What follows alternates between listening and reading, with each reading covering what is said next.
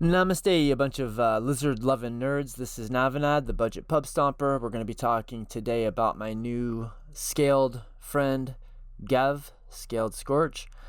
This is a Rakdos commander that's, there's been a little bit of buzz about it in Cedh, so it'll be fine. But I think it's better than fine when it comes to exactly budget competitive. And I think especially for people that are trying to just kind of get into more competitive play, because the combos that this scaly little buddy helps us set up are reasonably straightforward, and you might already be familiar with them. There's a representation of combos like this in other formats, PDH, Pauper. There's the Semester's End, Putrid Goblin kind of thing in Pauper. You've got, I think, a modern deck, or there was a modern deck that was trying to use Siege Gang Lieutenant with, what's the guy that stacks your deck with goblins, and then Conspicuous Snoop, you know. We're not doing the Snoop thing here. But, I mean, we could. We're not. So, but there's a precedent for these types of combos, even in, I would say, casual Commander. Maybe high power. If you've ever played with or against Grumgully, this is going to be a little bit reminiscent of Grumgully, but I would say it's in better colors for what it's trying to do. So what does it do? Gev, Scaled Scorch, is a 2-mana lizard buddy, and he's a 3/2. Ward, pay 2 life, which isn't that relevant, but it kind of can be. If somebody does target your dude and pays 2 life, and then you're able to thwart their plan, they try to bounce it, you red blast it, they paid the 2 life, then this bottom line of, this second line of text becomes more powerful. It says, other creatures you control enter the battlefield with an additional +1/+1 counter on them for each opponent who lost life this turn. So it's important that it says for each opponent who lost life this turn. And that is the bit of text we're most concerned with. And we are not trying to raise an armada of pissed off +1/+1 kind of hyped up lizards. Although, you know, that can happen sometimes. What we're really trying to do is we're trying to break the persist mechanic. And that's what this +1/+1 ability actually does. Then there's another ability that helps to enable Gev on its own. It says whenever you cast a lizard spell, Gev, Scaled Scorch deals 1 damage to target opponent. And so we do have a number of lizards in the deck. I don't know how much we really want to lean into that. What I did is I went with the ones that I kind of wanted that effect in the deck anyway, and then ones that seemed pretty reasonable. And then ones that had synergy with other parts of the deck. So what you're going to see as we go through the deck is there's sort of some cross synergies aside from just the unearthed combos. And I've got more than just the unearthed stuff as win conditions. We do have at least a commander agnostic win condition with dual caster twin flame. We're playing Heat Shimmer too. And the reason I decided, even though that's going up in price too, another reason Rakdos isn't quite as good as it was at budget. One of your main win combos, Dual Caster Twin Flame, went up in price quite a lot. But the reason I included the Twin Flame and the Heat Shimmer in the deck is because we're using the Transmute tutors, which is a great thing about being in black and budget, is you have access to these Transmute tutors. But I wanted to make sure that if we could find our Dual Caster Mage with a tutor, and we had either of our either 3 mana or 2 mana Transmute tutors, that we could find the other half to this combo. So maybe we've got Imperial Recruiter, and we've got one of our 2 transmutes that's either a transmute for 3 or a transmute for 2. Then we can get either Heat Shimmer or Twin Flame, and we can win the game with our Dual Caster Twin Flame combo. Although that's boring. That's been done. That's done in lots and lots and lots of decks. What's new here? So the new thing we're doing, and I think this is kind of the big pull to Gev, especially in budget competitive, is we get to play kind of a lot of pretty good, easy enough to assemble win conditions. Now, they do all sort of weave together. They're layered combos, but it's not quite as simple as having like 3 A's and 3 B's, because some of the A's work with some of the B's, but some of the A's don't work with some of the other B's. But we've got lots of versions of the A's and the B's, and some of the A's work with some of the B's, some of them don't. I'll explain more what I'm talking about as we get into the actual combo. So to start with, to combo off with most of our win lines in the deck, we're going to need to have dealt damage to just one opponent. You can do that however you want. A nice way to do it would be to cast Agate Instigator. So for 2 mana, it says whenever another creature you control enters the battlefield, this creature deals 1 damage to an opponent. But it's a lizard, so it already triggers Gev when it enters the battlefield. So if we've got Gev in play and then we cast our Agate Instigator, we ping somebody. So now we have activated Gev's ability to put a +1 counter on a creature that enters the battlefield.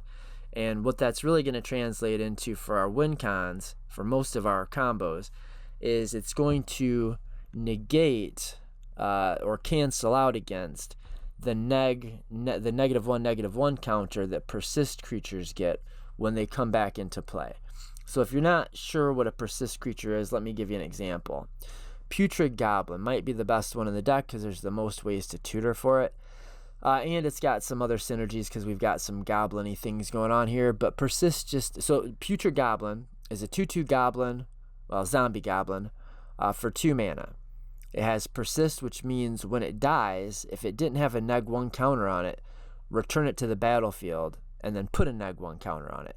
But if you've got this +1 ability activated on Gev, then when it enters the battlefield, it tries to put the -1 counter on it, but the game also tries to put a +1 counter on it, and those counters just cancel each other out, and so it just comes back into the battlefield as a 2/2 with no counters on it.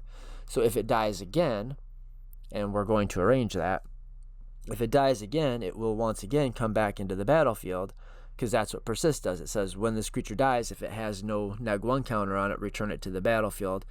And it won't, because we've put a +1 that counteracted the -1. And so if we have a way to sacrifice our Putrid Goblin in the example that I gave here with Agate Instigator, if we've got a way to sacrifice the Putrid Goblin, then we can get infinite enter the battlefield triggers for our Agate Instigator. So our, let's say, Carrion Feeder. We've got Carrion Feeder, we've got Gev, and we've got Gev, Carrion Feeder, and Goblin, Putrid Goblin. We are able to sacrifice the Putrid Goblin to the Carrion Feeder.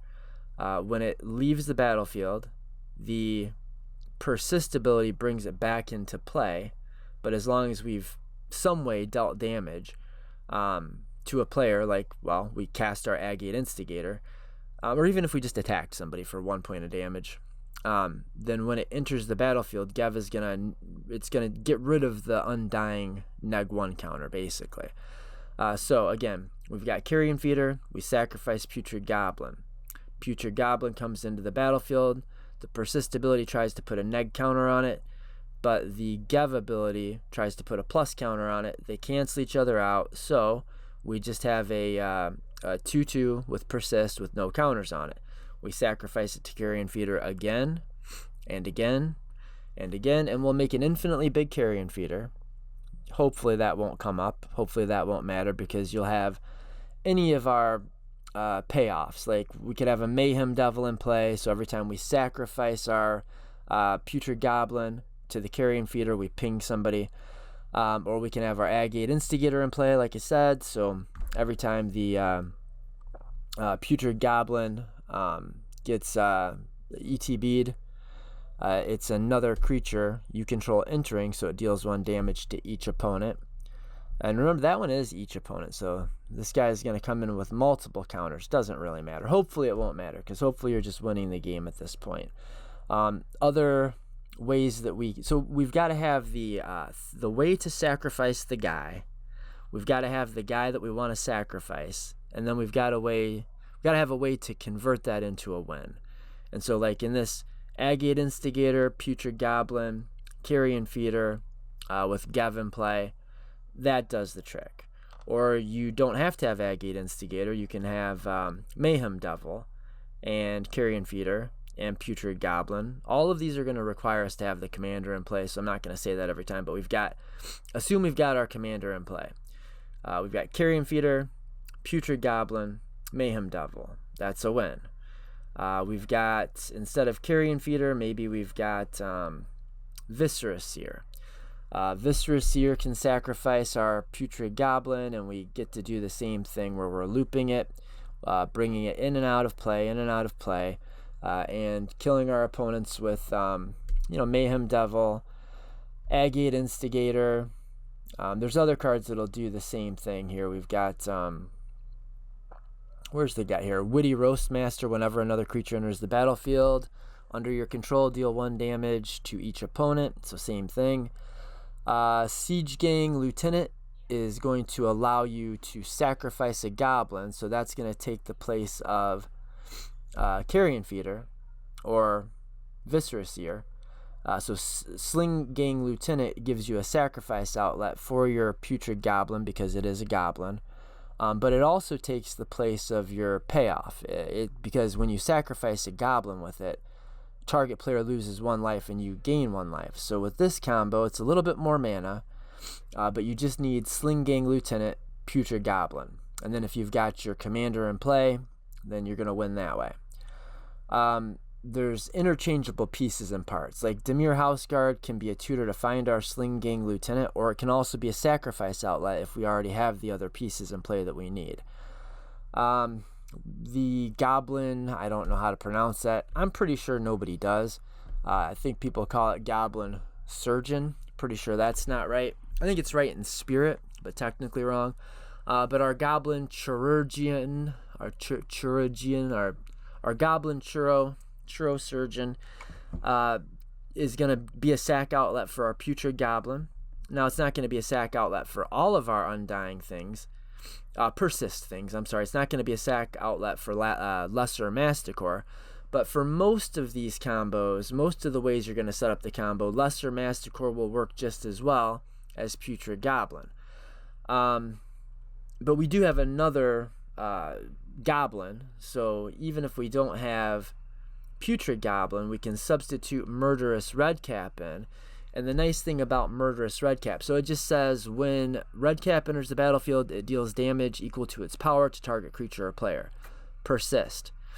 So with this, we don't need the Mayhem Devil or the Sling Gang Lieutenant or Agate Instigator. We don't need a way to deal damage or to convert the infinite ETB and leave battlefield. We don't need a way to convert the infinite ETBs into a win. The Murderous Redcap will just do that by itself. So here we can just use Murderous Redcap. Any of our sack outlets, including Skirk Prospector, you can sack a goblin with that. Sling Gang Lieutenant sacks goblins.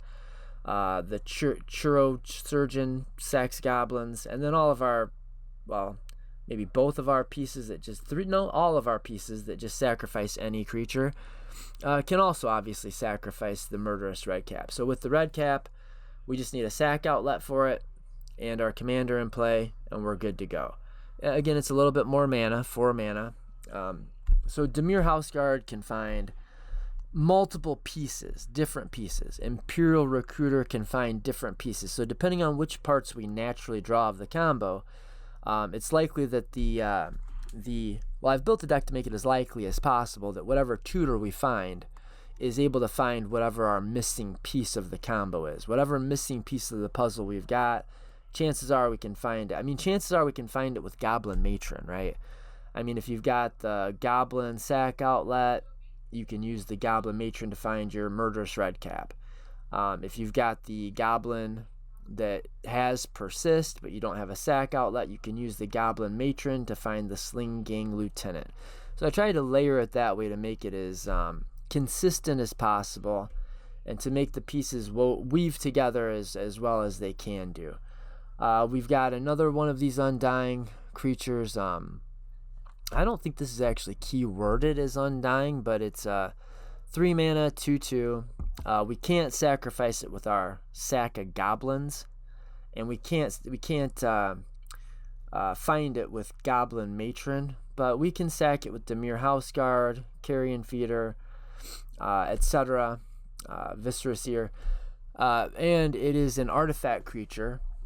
So just like Lesser Masticore, it's an artifact creature, which means that we can use Disciple of the Vault as a way to pay off its coming into the battlefield and going back into the graveyard over and over and over. So Disciple of the Vault can stand in for Mayhem Devil, or for Agate Instigator.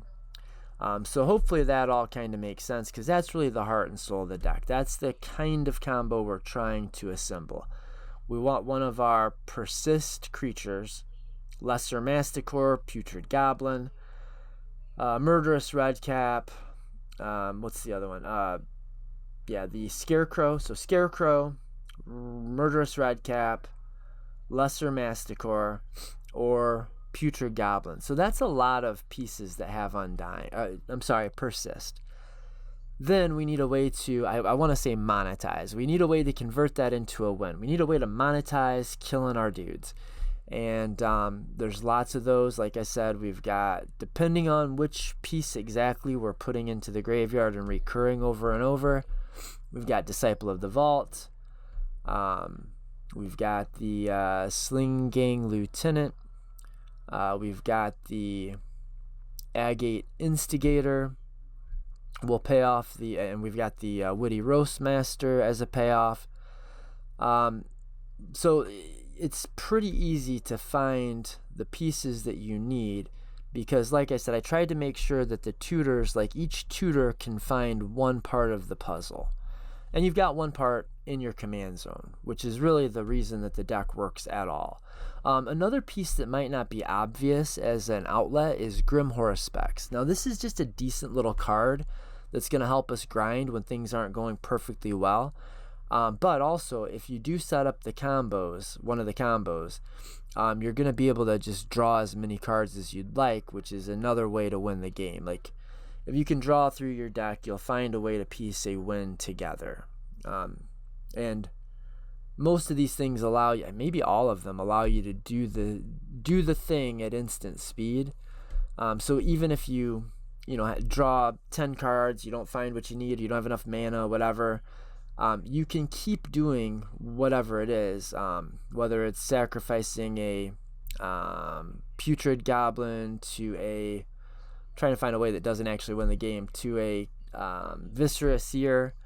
While you're doing that, you're scrying, and if you've got Grim Horospex out, you can do that on your opponent's turns and find whatever piece you need to not lose the game until you come back to your next turn, untap, and surely win the game at that point.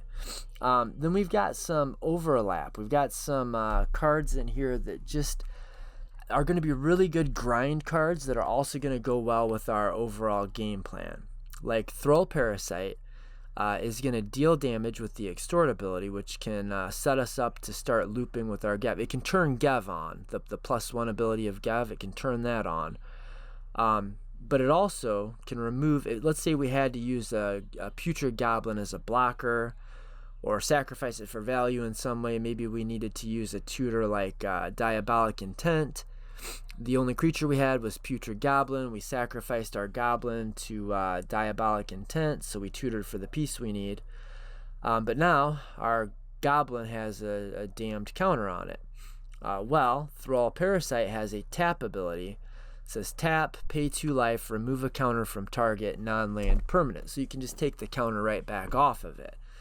So that works well in a number of ways, a couple of ways in the deck, but it also is really good with a card that's really good with the rest of the deck. Like, all of the cards in the deck just kind of go together, right? They just really all work well together. Ob Nixilis is just absolutely badass in this deck. When things aren't going to plan, he gives you a second plan. I mean, this could be the commander of this deck. In fact, brewing this deck and goldfishing with this deck has made me want to brew Ob Nixilis. I looked at trying to build a $100 version of Ob Nixilis in the past, and I thought, well, all the cards that you're normally playing with Ob Nixilis in CEDH are super expensive, so it's just not going to work. But this deck has made me rethink that, because we could play a lot of these same pieces in the Nixilis deck. So if you can't get your main game plan going, but you can find Nixilis, you can still put up a hell of a good fight that way. You've got plenty of ways to deal damage in increments of 1, which is what Nixilis wants you to do. That's going to allow you to just really have a ton of velocity. It's going to turn Nixilis into a major value engine.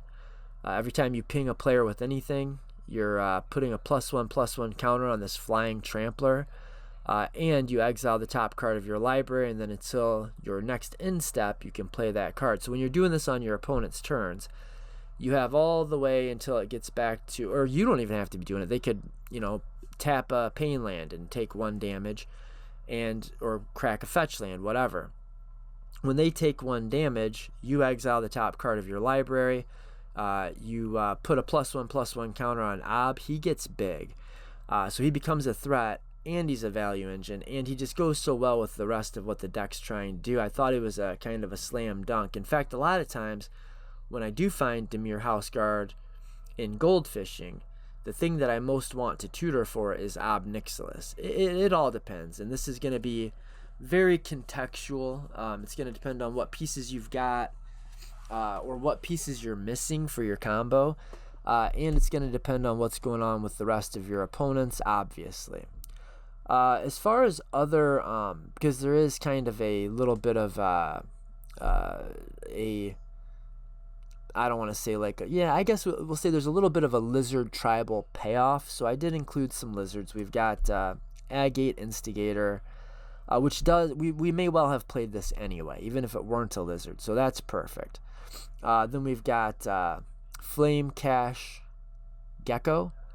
And I like this just because you can play this after you play Gev, which can turn on Gev's +1 counter ability, and it immediately refunds the 2 mana. In fact, it can color fix you. So it's like kind of a freebie. And it gives you a way to cycle through your deck. In fact, maybe you use that 2 mana that you gained from Flame Cache Gecko to discard a card and draw a card. So it's going to help you loot through your deck. And, it's a lizard. So it's going to ping people when it comes into play. Hope of Girper at $1.31. It's just a really strong piece. It also will help turn on Gev, and it also happens to deal exactly 1 damage, which is what we want to do with Nixilis, our hidden commander, our secondary commander. Thrall Parasite works real well with Ob. Mayhem Devil works real well with Ob. Kessig Flame Breather. Basically, most of the things that work really efficiently with Gev also work really well with Nixilis. Some of the just sort of support cards in the deck, since we are pinging people, that's just kind of our basic game plan. I put Light Up the Stage as a nice little draw 2 for 1 mana, and I think it'll just virtually always be turned on. In the Festivities, I found to be a really good piece in these budget metas, because it really does a lot of damage to a lot of the most fierce, like the most powerful decks that we are likely to face. Like Winota, it can wipe a lot of the creatures, sometimes all of the creatures off of Winota's board. Mono green decks like Marwyn and Selvala, or like I play against a Grist deck that plays a bunch of dorks. In the Festivities is really nasty against those decks. But it also activates Gev's +1/+1 ability, and it also activates Nixilis. So again, cross synergies, layering. I think we really need to, when we're building budget competitive decks, you're not going to be able to just grab the 100 most powerful cards or the 99 most powerful cards in your colors. You're going to have to, in order to get the most bang for your buck, you're going to have to squeeze it out. You're going to have to work for it. You're going to have to think it out, and you're going to need to put layers and layers of synergy in to make up for the fact that you can't put, a bunch of Jessicas, a bunch of CDH staples in. What else do we have for card draw? We've got Ambition's Cost, because that is one of the things about the deck, is if you don't just naturally draw your pieces, you've got lots of tutors, but you've got to get to them. So I did want to put a little bit more card draw in the deck than I normally do, particularly more than I normally would in a Rakdos deck, because Rakdos's card draw is usually going to be like, Ad Nauseam, Peer into the Abyss, Hoarding Broodlord into Peer into the Abyss, something like that. But here, we're really just trying to run through the deck and just interact with our opponents, ramp ahead of them, and try to assemble a win. And I don't want to say that the deck is looking to assemble a win as fast as possible. The idea is it's trying to assemble wins as consistently as possible. The deck is very consistent. It's not the fastest turbo deck I've built. It's not the fastest turbo deck in the format. But it does a very good job of always being able to find a win. And part of that is because of the tutor density and the card draw density. So we've got, like I said, Light Up the Stage, Ambition's Cost, Diabolic Intent, Demure Machinations, Knight's Whisper, Gamble, Ristic Tutor. We've got a lot of ways to get through our deck. Some of the cards we already talked about, like Nixilis and that Gecko guy makes a decent little engine. Here's another lizard engine. So this is a good little guy. I think this is definitely worth running. I mean, I don't know if it would make the Cedh version of the deck, but it might. It may well. So for 2, a black and a red, at the beginning of your second main phase, if an opponent lost life this turn, and they have, exile the top 2 cards of your library, choose one of them until end of turn, you can play that card. So this is another little grind engine. Oh, a note on Immolation Shaman. So not only does this do a thing we want to do, pinging people for exactly 1 damage, but Viashinos have been errated to be lizards. So this also does trigger Gav, which triggers Nixilis. You see kind of how this works.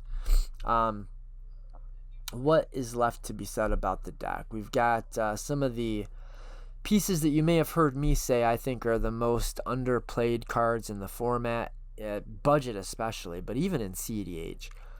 Inquisition of Kozilek and Duress. Hand Disruption. It's very good. It's really, really good, and especially when you're paying 3 pennies out of your $100 budget for Duress. It breaks up combos.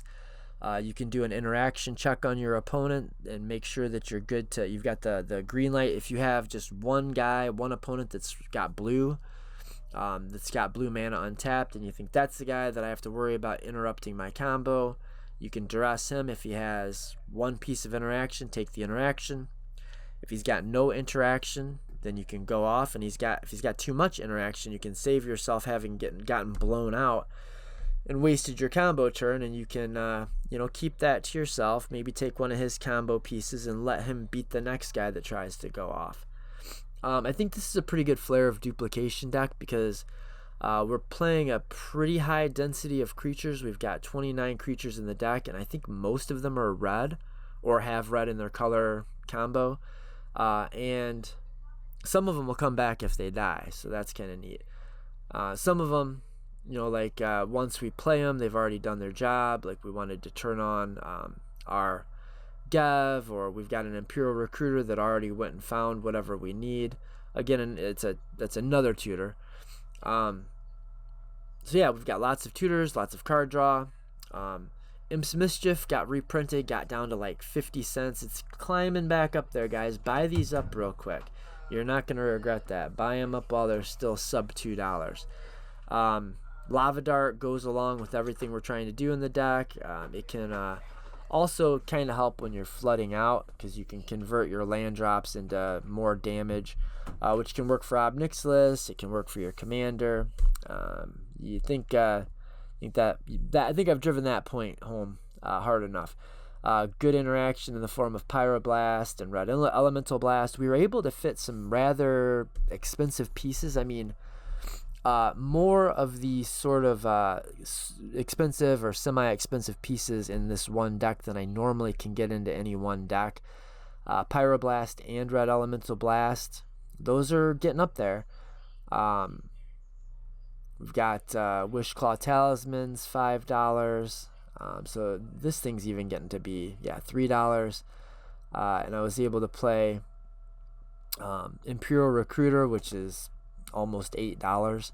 I was able to get a lot of these higher, it's kind of funny to call those higher end cards, but in a budget meta, they're higher end cards.